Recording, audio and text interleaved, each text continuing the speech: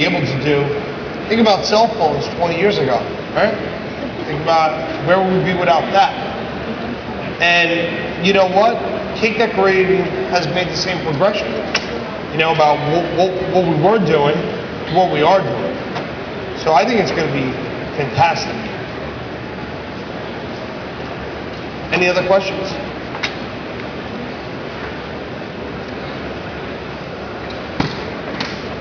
Yeah. Hi, for the steamer, there's any brand or something like that for the steamer to use? What's that? The steamer, The brand? Is it brand or? Yeah, I usually use Jiffy. That's a little handheld one. That one's actually pretty good. The Jiffy one I use is kind of, it kind of hangs on a hook and you can really move it around. It works really good. We use them all the time.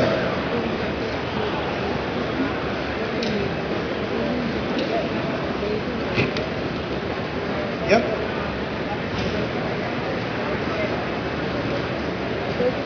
Okay, we have a question on using powdered sugar versus cornstarch. Okay. I like to use cornstarch. Now, people like to use powdered sugar.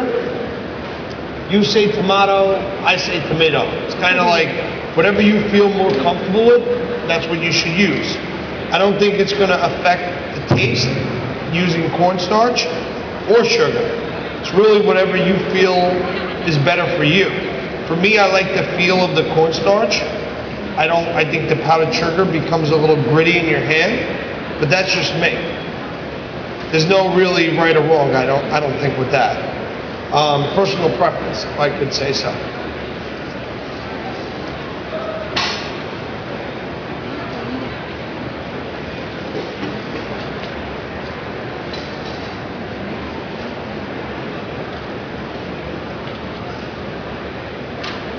Okay, we have a question over here.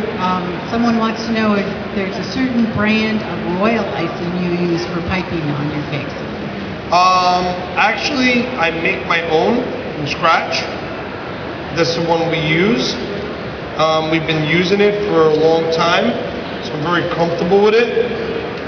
At the end of the day, if you have bad oil, forget about it.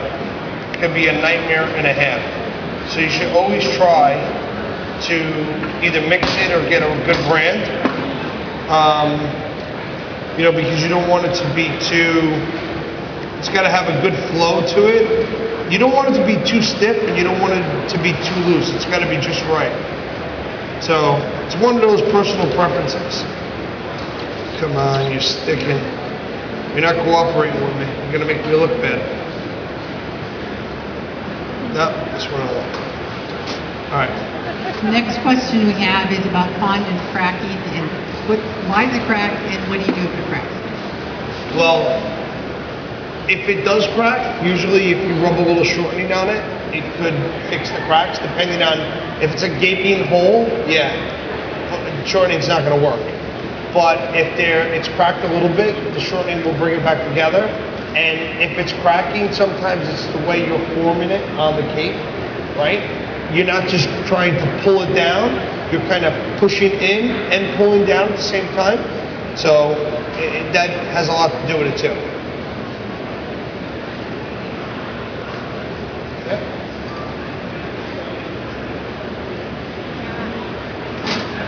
I'm not sure if this question's for you or for Kevin.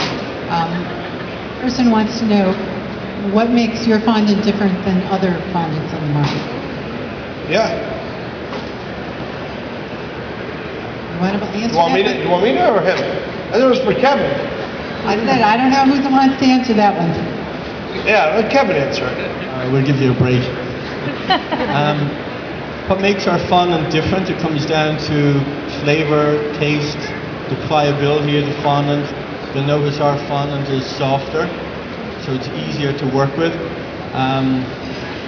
You know, back 15 years ago, the first fondants on the market were imported, and they tended to be very hard, almost like a brick, difficult to knead, to work with.